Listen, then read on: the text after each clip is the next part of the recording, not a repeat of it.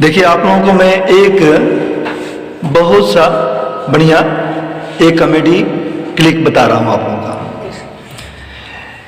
एक भोलू नाम का लड़का था। उसके पिता जो हैं, उसके अभिभावक एक से एक बढ़िया स्कूल में पढ़ा करके थक गए। ठीक है, अच्छा तरह से वो स्टडी नहीं कर पाया। और वो जो है, एक दिन उसके पिताजी उब गए, कितना मैं पैसा खर्चा कर रहा हूँ, इतना पैसा लगा रहा हूँ, इंग्लिश मीडियम पढ़ा रहे हैं, फिर भी तुम्हारे में कोई प्रोग्रेस नहीं है। ठीक है, तो अब उसके पिताजी उसको बहुत डांटे मारे। अब इस पर लड़का ने इस बात को गहनता से ले लिया और घर छोड़ करके भाग गया। और भागा कहाँ? वो सीधे मुंबई चला गया। ठीक है, ऐसे ही गया स्टेशन पर, स्टेशन से अपना ट्रेन पकड़ा, ऐसे ही धीरे धीरे अपना मुंबई पहुंच गया। वो मुंबई में कुछ दिन रहा, कुछ दिन बिताया, बड़ा हो गया था, लगभग 15-20 साल का लड़का हो गया था। अब उसने सोचा कि मैं अपने पापा मम्मी से मिलूं। यहां तक कि घर वालों को पता ही नहीं था कि मेरा लड़का है कहां। तब उस लड़के के जो लड़का जो था भोलुआ नाम का, उसको मम्मी और पापा याद आ रहे थे। उसने सोचा कि चलो, अब उससे उस समय उनको ज्ञान हो चुका था कि पापा मम्मी में जो भी कर रहे थे या पनिशमेंट कर रहे थे, मार रहे थे, पीट रहे थे, वो सारे मेरे लिए कर रहे थे। लेकिन मैंने इस बात को समझा नहीं, मैं गलत कदम उठाया, मैं मुंबई चला आया। लेकिन मेरे पापा मम्मी किस हालात में होंगे,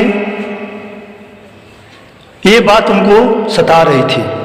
ठीक है, और एक दिन जो है वो लड़का, जो भोलू नाम का लड़का था, प्लान बनाया कि नहीं, हमको घर जाना चाहिए। लड़का जो है अब जो है एक बढ़िया कंपनी में जॉब कर रहा था। लेकिन वहाँ की जो सोसाइटी था, समाज था, उसमें रह करके कुछ शब्द इंग्लिश में सीखा था। ठीक है, तो वहाँ से ट्रेन पकड़ा।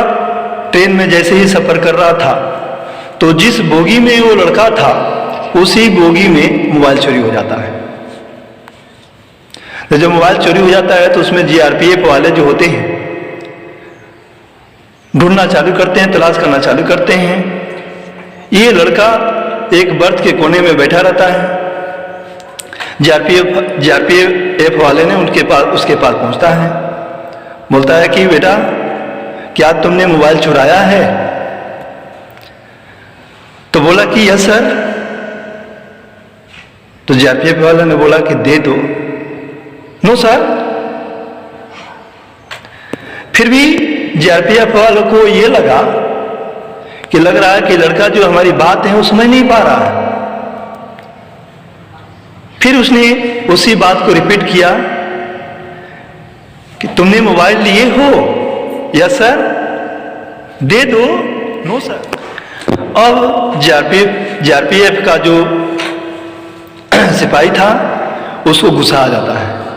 गुस्सा आने के बाद उसको पीटना शुरू कर देता है। जैसे ही पीटना शुरू करता है, फिर उसका एक मैजिक वर्ड निकलता है, thank you sir, thank you sir. जैसे ही पीटता है, थैंक यू सर। जब मारता है, थैंक यू सर। जीआरपीएफ वाले ने सोचा कि अरे गजीब आदमी है भाई, लग रहा है कि ये स्टूपिड है।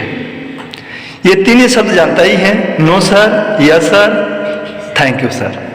जीआरपीएफ वाले ने अंतिम में हार मान करके वापस चले गए। ऐसे ही ट्रेन से सफर करते हुए घर पहुंचता है। ठीक है, इंतफाक से अपने गांव में पहुंचता है। गांव में पूरा शोर होता है, सारे लोग इकट्ठा होते हैं, कहते भुलुआ आ गया, भुलुआ आ गया, फलाना कलर का भुलुआ आ गया। सारे वो लोग उसको देखने के लिए आए, पूरा इकट्ठा हुए। अब जो मैजिक वर्ड जानता था, yes sir, no sir, thank you sir, excuse me sir, है ना, ये शब्द बड़ा बोल रहा था। जो लोग मतलब कि वो जो लोग बात कर रहे थे उससे, तो ये मैजिक वर्ड जरूर बोल रहा था, ठीक है ना। तो इन लोगों को लगा कि अरे भोलुआ तो बड़ी तेज हो गया पढ़ने में, इसके पास तो बहुत इंग्लिश तगड़ा है। तो ऐसे ही कुछ दिन बीता, तब तक अंग्रेज जेंटलमैन जो थे, अंग्रेज जेंटलमैन, वो उसी गांव में इंतफाक से विजिट करने के लिए पहुंचे।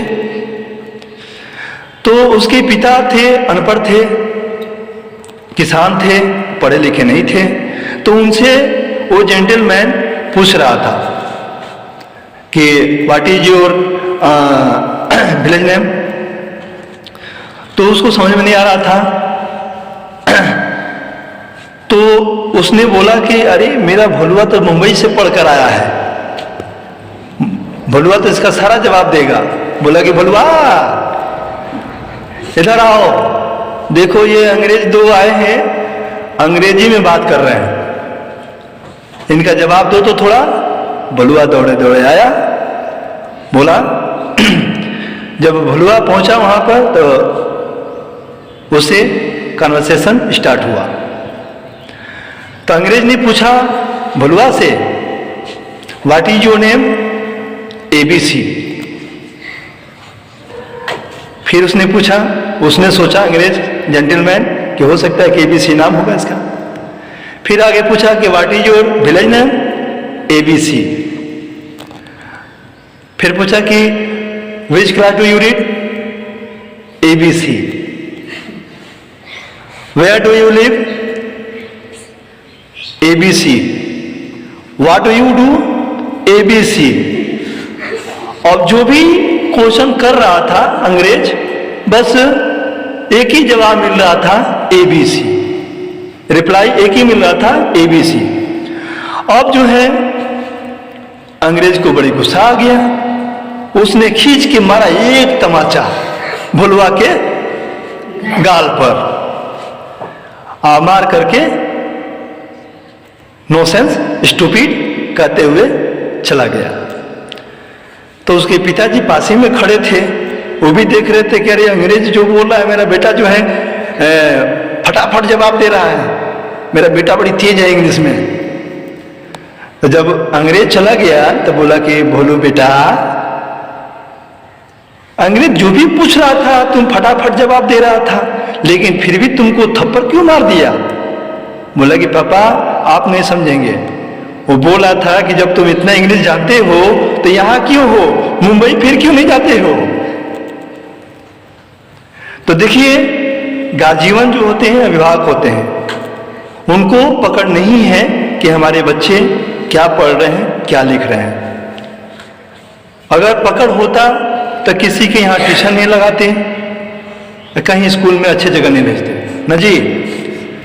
तो सबसे पहले बच्चों को प्रोग्रेस को पकड़ना है कि हमारे बच्चे में प्रोग्रेस है या नहीं।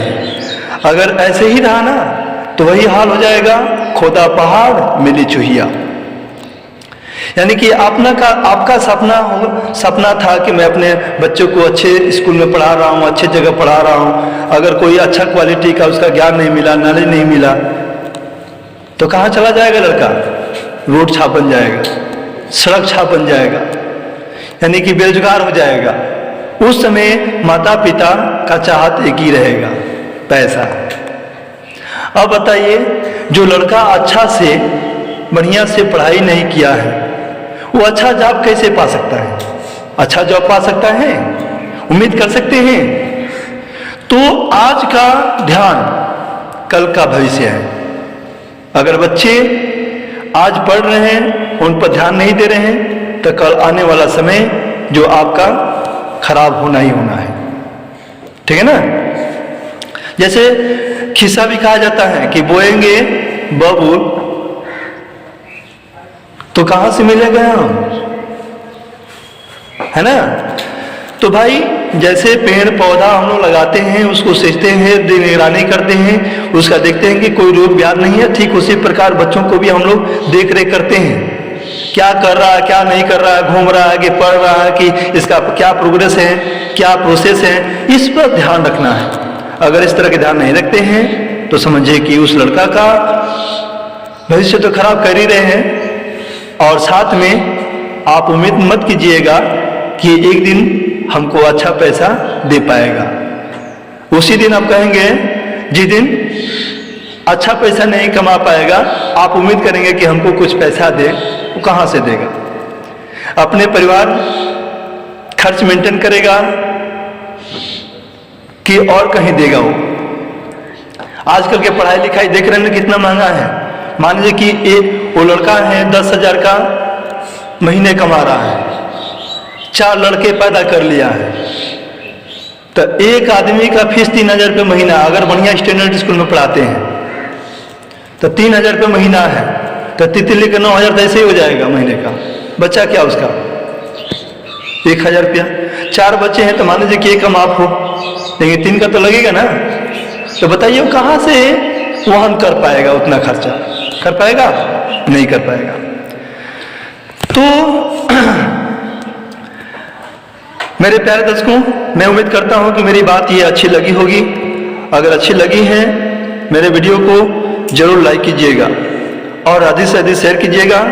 मैं इसका इंतजार करूंगा और ऐसे ही रोचक वीडियो लेकर के हाजिर होंगे। तब तक मैं इजाजत चाहता हूं। जय हिंद, जय भारत।